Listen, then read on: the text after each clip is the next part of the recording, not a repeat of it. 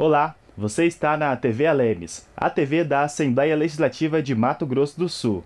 Nesta edição do programa Fique Ligado, o tema é Maio Amarelo, mês de conscientização para a redução de acidentes de trânsito, além de sensibilizar a sociedade para a importância de se ter comportamentos mais seguros no trânsito. Eu sou Gustavo Faques e você está acompanhando o nosso programa pelo canal 7.2, a TV do Legislativo de Mato Grosso do Sul.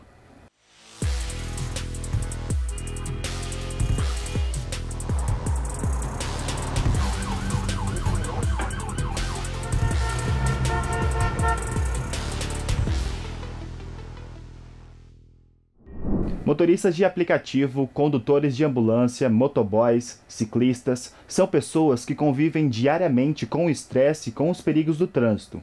Você sabe como é passar 8, 10, 14 horas por dia dirigindo? Ou ter que correr contra o relógio para enfrentar os imprevistos para fazer entregas no prazo? Ou ainda, encarar os desafios para salvar vidas? A TV Justiça foi atrás dessas respostas para mostrar como é a vida de quem trabalha no trânsito, quais os cuidados para evitar se envolver em acidentes e ainda como eles lidam com o estresse. Eu passo dirigindo no mínimo 8 horas, no máximo 14, todos os dias. A intolerância é mais a falta de paciência das pessoas. Tá todo mundo muito ansioso, tá todo mundo querendo chegar muito rápido em algum lugar. A gente sempre trabalha na correria, tentando resolver esses problemas e sendo pressionado pelo cliente, né? Então é bem complicado e ao mesmo tempo ter que lidar com o trânsito, todas as situações, o endereço e tudo mais, é uma correria bem complicada. Motoristas tirando fino de ciclistas, motoristas de ônibus tirando fino de ciclistas. Então é uma coisa extremamente agressiva, é um instrumento de 1 tonelada ou de 10 toneladas passando fino de você, é assustador.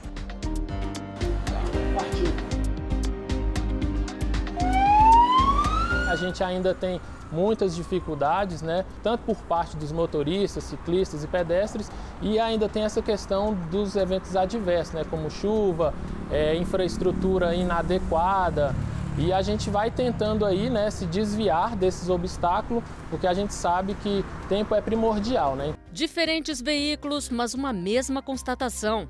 Quem vive no dia a dia do trânsito convive com muito estresse. Quando eu vou para o trânsito, eu venho com todas as minhas emoções, experiências, com todas as minhas chateações, ou uma noite mal dormida. E tudo isso, quando a gente entra no trânsito, que tem uma pressão muito grande para a gente estar prestando atenção em tudo e poder estar trazendo uma segurança para o trânsito, isso vai afetar a minha saúde mental, porque ela vai começar a ficar mais frágil, mais sensível. Se eu não durmo bem à noite, a minha atenção já cai, os meus reflexos são menores. Então isso vai afetando dia a dia.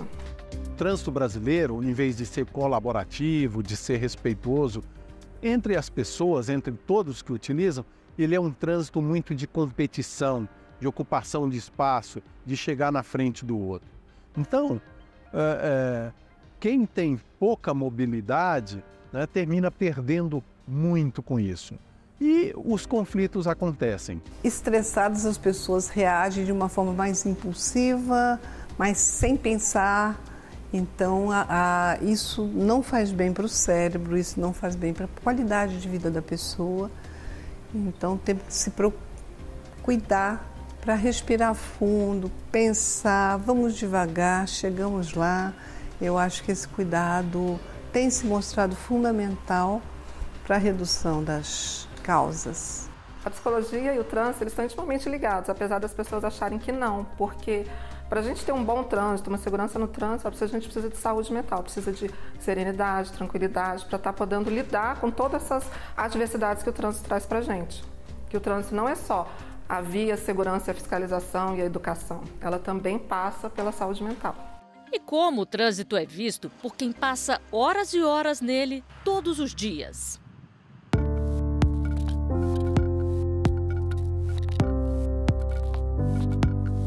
Nós que trabalhamos de moto, somos muito vulneráveis, né? Mais vulnerável que nós só o ciclista e o pedestre. Então, assim, quando um carro bate, ele tem o airbag, ele tem o cinto de segurança, ele tem a carcaça. Quando a gente bate, a gente é o para-choque, né? Então, a gente fora a batida ainda é arremessado, né? Então, é bem complicado, porque tem motorista com falta de atenção, essa era que todo mundo está no celular, todo mundo na urgência, principalmente cidade grande, que é essa correria louca. Muitos precisam acelerar bastante, mesmo porque entra nessa pressão psicológica inconscientemente. O cliente, pelo amor de Deus, me ajuda, precisa chegar lá rápido, tem urgência, o banco vai fechar. Então, isso tudo meio que induz ele a andar mais rápido, a correr, cometer algumas infrações. A gente sempre fala, não deixe a urgência do cliente virar sua urgência, né? Seja ágil, não corra. Então, na hora de você descer da moto, subir num prédio, aí você seja rápido, seja ali, seja ágil, né? Agora, na hora de acelerar, cumpra a velocidade, porque na hora que você se acidentar, o cliente vai chamar outro para fazer o serviço dele e você que vai ficar no prejuízo. A realidade da nossa profissão é que a gente tem condutores mal formados. É uma profissão de risco e existe uma regulamentação. A realidade é que as empresas, tanto de motoboy quanto empresas de aplicativo, que exploram nossa profissão, precisavam cumprir essa regulamentação para evitar acidentes.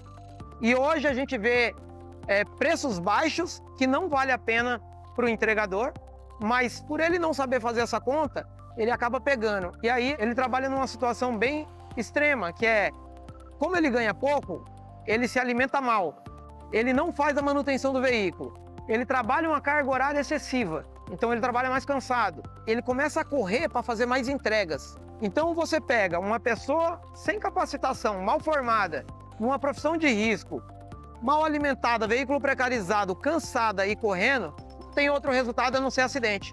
Então a gente precisa que nosso serviço seja respeitado, tenha reconhecimento do poder público, tenha valorização da profissão e que seja implantado essa forma de segurança para que a gente diminua os acidentes que acontecem hoje na nossa profissão.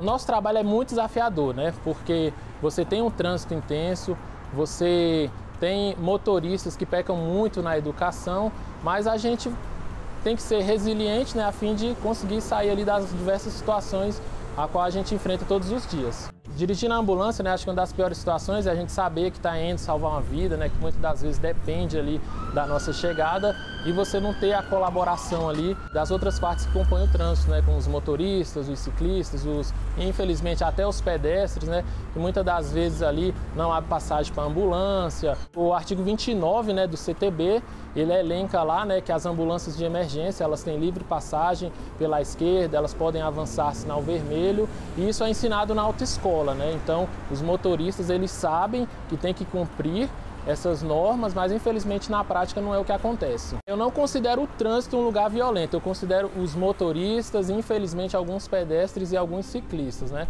Eu acho que com um pouco mais de empatia a gente conseguiria mudar, né, essa visão de trânsito violento que a gente tem hoje, mas infelizmente eu não acho o trânsito violento, mas sim as pessoas que compõem o trânsito. Central Equipe em Deslocamento. Todos os dias praticamente a gente atende, né, acidentes de trânsito com vítimas. E o que mais se destaca, a falta das pessoas seguirem, né, as regulamentações de trânsito, e atualmente a gente vê que há uma grande dispersação das pessoas também com uso de celulares, principalmente os motoristas, e também ciclistas e pedestres, né, que às vezes ali não se atentam ali a cumprir a parte deles ali e acabam ocasionando um acidente de trânsito. Hoje o SAMU-DF ele tem um núcleo de educação especializado, né, para fazer o treinamento e a reciclagem dos condutores, né. A resolução 785 do CONTRAN, ela traz esses requisitos, né, que são eles, aqui no DF especificamente, você tem que ter 21 anos de idade no mínimo, você tem que ter carteira de habilitação no mínimo categoria D e você tem que ter feito o curso de veículo de emergência. Uma vez que você preenche esses requisitos, tecnicamente você está apto, né, a tripular uma ambulância. O aprendizado ele vem com o dia a dia, né? Todos os dias em conversa com os colegas e nos próprios atendimentos a gente vem aprendendo a se moldar, né, nesse emprego, né, que a gente atua, que é tão desgastante, tanto emocionalmente quanto fisicamente, mas no fim do dia, graças a Deus, dá tudo certo.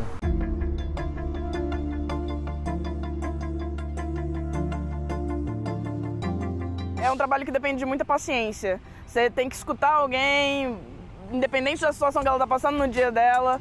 ou ficar quieta, porque às vezes a pessoa só quer silêncio e com o tempo no trabalho a gente identifica o que a pessoa quer, se ela quer conversar, se ela não quer. Tem muito passageiro que, eu tô com muita pressa, mas infelizmente não é um problema meu, eu tenho que seguir a regra do trânsito, eu tenho que seguir o caminho que eu tô fazendo.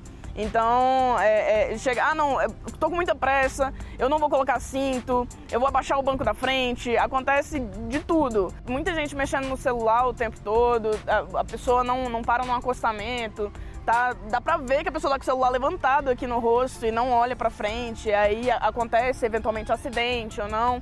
Todo dia eu vejo acidente na pista, se não tomar cuidado, acontece comigo também. O ônibus, às vezes, ele cruza na frente e quem tá atrás que se vire. Então, dirigir, ainda mais quando você dirige a quantidade de horas que eu dirijo, é muito antecipar o que pode acontecer na tua frente, é muito prever o que pode acontecer. Então, evita, muda de faixa ou já freia um pouco antes do ônibus entrar, porque você já sabe que ele vai entrar, esse tipo de coisa. No caso das pessoas com muita ansiedade, querendo andar muito rápido, dá pra ver uma falta de atenção tanto dos motociclistas quanto dos motoristas.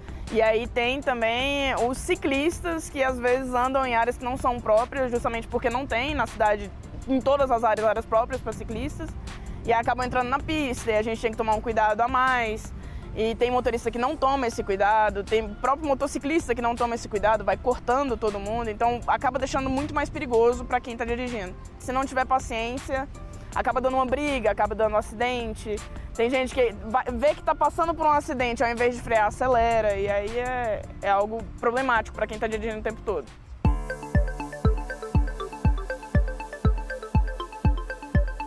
O trânsito, atualmente, ele é pensado para os carros, e somente carros, na realidade. Tanto que os carros estacionam em cima das calçadas, param na frente das ciclovias, fecham os ônibus nos engarrafamentos, travam os ônibus nos engarrafamentos.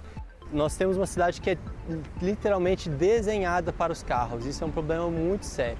O ciclista que anda todo dia de bicicleta, ele tem que escolher bem os lugares onde ele vai andar. Normalmente, nós escolhemos as ciclovias, mas como as ciclovias não chegam e nunca chegarão em todos os lugares que nós precisamos ir, nós também pegamos vias de baixa velocidade. O problema é que muitas cidades não têm vias de baixa velocidade. Brasília é uma cidade com pouquíssimas vias de baixa velocidade. Tem que ser estruturadas de forma que o carro não consiga atingir altas velocidades. A estrutura, a engenharia da via deve ser dessa forma. Isso tem que ser uma regra na cidade. Tem que ser a recomendação internacional, cuja velocidade é no máximo 50 km por hora em vias dentro de cidades. Isso vai tornar a cidade mais segura, tanto para pedestres como para ciclistas, e assim eles vão conseguir chegar em mais lugares de forma mais segura, sem serem ameaçados por motoristas, de forma violenta e agressiva. Eu, particularmente, eu pedalo em vias de baixa velocidade. Eu não pedalo em vias de alta velocidade e não pedalo contra o fluxo do trânsito, né, que é essencial. O capacete, efetivamente, eu uso porque ele é interessante contra quedas, contra eu cair sozinho, porque contra um atropelamento não resolve nada.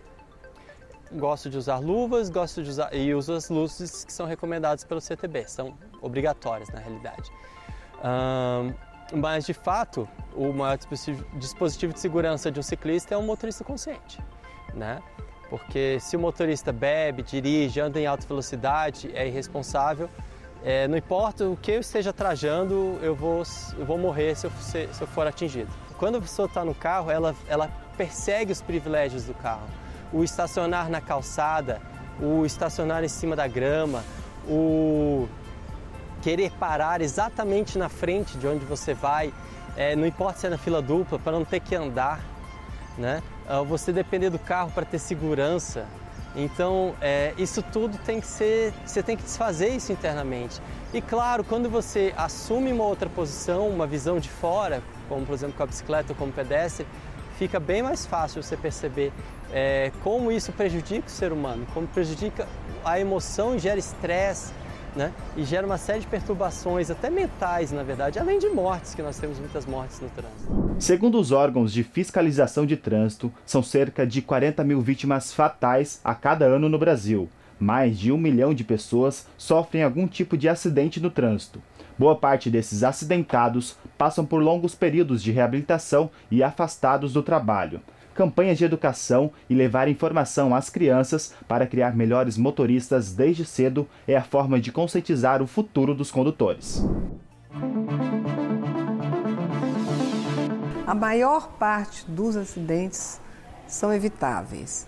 A gente até se questiona às vezes da palavra acidente, porque se eu estou numa moto e quero digitar ao celular, quer dizer, eu estou me colocando em risco e estou colocando todo mundo em risco. Se eu estou na direção digitando ao celular, se não presto atenção, então evitar é possível e temos que trabalhar muito nesse sentido, porque as pessoas precisam se conscientizar que o seu corpo é o seu maior bem. Os acidentes de trânsito, na minha experiência, eles estão relacionados diretamente com as alterações de alguns traços de personalidade dos condutores, como a impulsividade, a ansiedade, a agressividade. Hoje, de uns anos para cá, isso já começou antes da pandemia, mas com a pandemia isso se intensificou.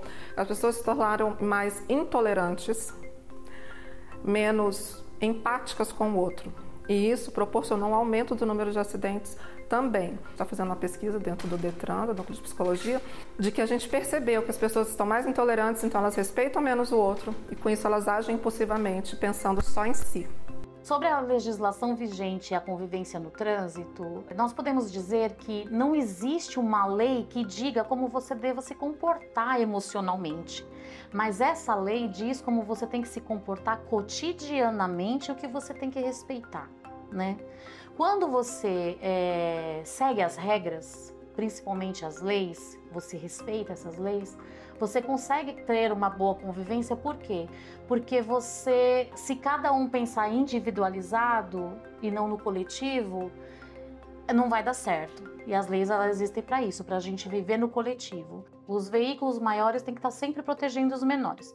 Veículos automotores protegem os que não são automotores. Então, por exemplo, caminhões e ônibus protegem os carros protegem as motocicletas, os ciclistas e todos protegem os pedestres. As ciclovias e as ciclofaixas, elas são feitas para os ciclistas se locomoverem lá. E na falta dessas ciclovias ou ciclofaixas, o que acontece? Eles podem andar no canto da via desde que seja na mão que a via permita, né? A mão que os carros estão andando e de forma condizente com a velocidade da via também. As motos, elas têm uma certa limitação desde que andem com segurança. Por exemplo, os corredores que eles falam que é os corredores para o motociclista.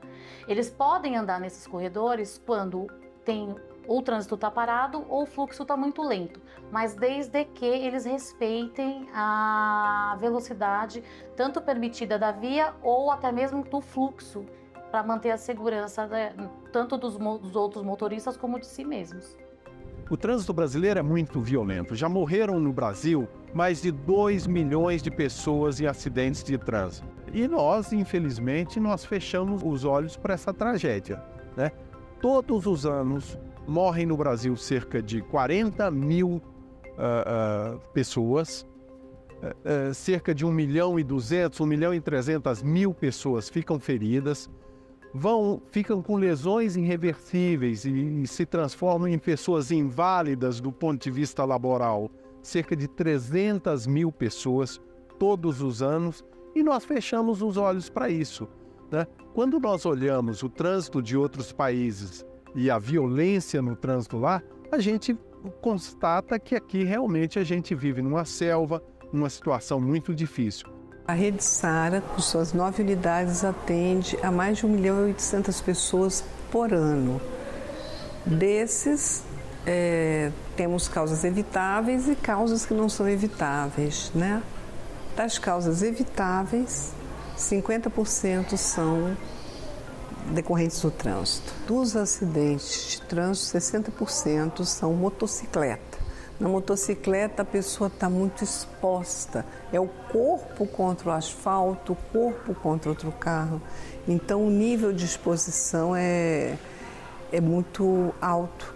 E o risco, então, as pessoas às vezes não se preocupam tanto com a qualidade do capacete. O capacete cai, bate, pedaço do cérebro fica no asfalto, a memória fica no asfalto, a fala, o planejamento, isso é bastante complexo. O processo de reabilitação para casos de lesão medular, lesão cerebral, ela vai acontecer no final ao longo da vida, porque fazemos um período intensivo para reintegrar a pessoa no seu trabalho, na sua família, e depois a gente vai ter que acompanhar semestralmente, mensalmente, semestralmente, anualmente, ao longo de anos. Então, nós temos pacientes que acompanhamos aqui há 50 anos, há 40 anos, desde o início da Rede Sara. E, às vezes, a pessoa está com muita pressa para chegar no trabalho, para chegar num lugar, porque alguém está esperando, e nessa pressa para ganhar uns minutinhos, pode perder muitos minutos no futuro, se reabilitando, se locomovendo com mais dificuldade. Então, realmente, antes de correr, antes de fazer algo irresponsável, precisamos pensar nessa perspectiva do deixa eu prevenir, porque tratar... Existe tratamento, mas os resultados têm seus limites. O tratamento é de longo prazo. Quase 80%, ou seja, 8 em cada 10 pessoas que ficam com invalidez permanente no trânsito são motociclistas. Então é um trânsito muito cruel, muito hostil e muito violento, muito pouco colaborativo entre os usuários do trânsito. Pior, a situação não aponta para melhorias, pelo menos a curto prazo. Às vezes as pessoas pensam que quando uma pessoa morre ou tem um acidente de trânsito com feridos, o problema terminou ali. Não, muitas vezes, aliás, na maioria das vezes, ali começam os problemas, né? Um acidente de trânsito tem prejuízos por perda de produção, danos materiais, congestionamento, tem um enorme custo hospitalar, desde o resgate até o tratamento do paciente, depois a reabilitação dessa pessoa, e tem impactos muito grandes na previdência social. Provavelmente o custo total dos acidentes de trânsito no Brasil seja da ordem de 100 bilhões de reais. Ora, com 5 ou 10% desse valor investido com segurança nas áreas que realmente necessitam, a gente conseguiria reduzir pela metade o número de mortos e feridos no trânsito. Motoristas de ônibus, aplicativo, ambulância, o que a gente tiver que trabalha profissionalmente, eles têm uma pressão muito grande. Pensa os motoristas de ônibus. Eles têm um horário para cumprir, eles têm uma rota e as pistas não são boas e tem engarrafamento, tem obra e eu preciso chegar, porque se eu não chegar eu sou cobrado. Eu preciso do meu salário no final do mês para pagar as contas, eu não durmo direito. Então, todos esses pontinhos, eles vão se juntando e a gente tem um grande problema de saúde pública, saúde mental. Ele precisa cuidar da saúde mental dele, cuidar da parte emocional. A gente não é só o físico, não adianta só ir para o médico e falar, não, tá tudo bem, mas não tá, porque eu não estou dormindo direito, eu estou com fadiga, eu estou com diarreia. E todos esses sintomas podem ser de uma ansiedade, de um transtorno mental não grave, né? Então, isso tudo acaba piorando muito o trânsito. Eu acho que a gente precisa de uma política, de um projeto para cuidar da saúde mental dos condutores no geral. As pessoas que trabalham na rua, no trânsito, como Uber, como as entregas de comida, de produtos, elas têm que tomar muito, muito cuidado, porque elas estão muito tempo expostas ao trânsito pelo seu próprio trabalho. Então, elas acabam expostas a acidentes e elas têm no trânsito o seu espaço de trabalho. Então, se acontecer um acidente, além dos danos para a pessoa, do ponto de vista anatômico, físico e psicológico, também a questão do seu próprio trabalho fica inviabilizado. Então, é muito importante que as pessoas que trabalham no trânsito, que usam o trânsito no seu trabalho, cuidem muito, se previnam, prestem atenção no trânsito, respeitem. Nós precisamos investir seriamente em informação, educação, dizendo por que a velocidade é nociva, por que não se deve beber e dirigir, como se comportar, como atravessar a rua, desde a infância até a velhice, é preciso que as pessoas sejam permanentemente municiados com educação, com informação, com sensibilização, para que se comportem de forma correta e segura no trânsito.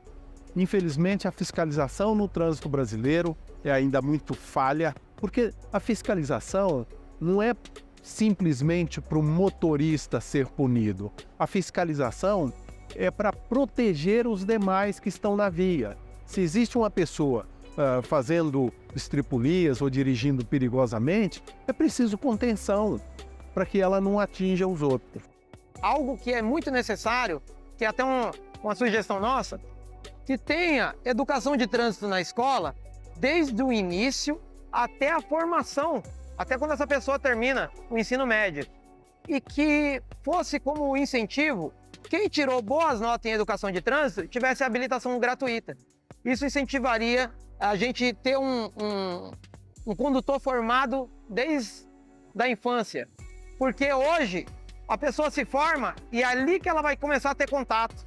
Sendo que muita coisa teórica já poderia ter vindo lá de trás. Em 3 meses você aprende a ser um cidadão, um condutor no trânsito? Eu acredito que se fosse dessa forma gradual, por exemplo, um ano você vai aprender sinalização, outro ano você vai aprender sinais, outro ano você vai aprender sinalização vertical, sinalização horizontal, e assim você vai indo, e isso vai com que as pessoas, os orientadores, né, tem que ter a missão de também já ir criando nesse futuro condutor a cordialidade, a generosidade no trânsito, a educação. Então, acredito que isso seria importante para as crianças, sim, porque é uma coisa que você já vai cultivando. Quando se fala com a criança fala: pai, sem o cinto eu não vou. Sem o capacete eu não vou. Então isso vai... E hoje a criança tem muita voz, isso é muito importante. A gente resolveu então trabalhar nessa perspectiva, que a gente sabe que conceitos implantados na infância, que a criança aprende na infância, ele leva para a vida e ele transmite socialmente. E esse programa é um sucesso.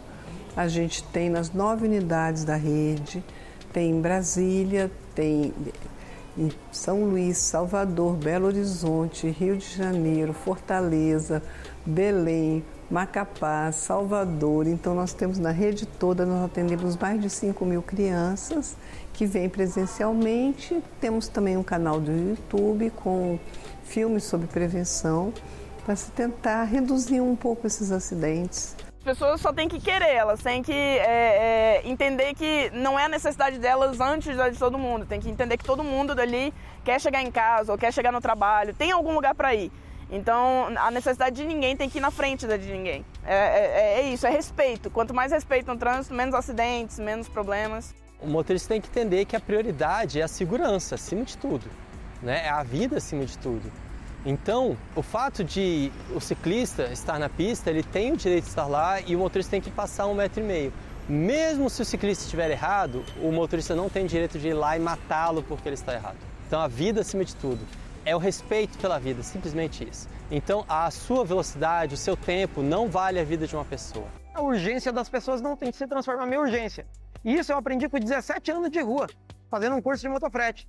Então, assim, são coisas que a gente pega a entrega de alguém e sai correndo igual um louco, desrespeitando os limites de velocidade, cometendo infração, sendo que... Por que você está fazendo isso? Quem está correndo risco de vida é você e colocando outras pessoas em risco. É possível tornar o trânsito um local seguro, um local mais tolerante, né?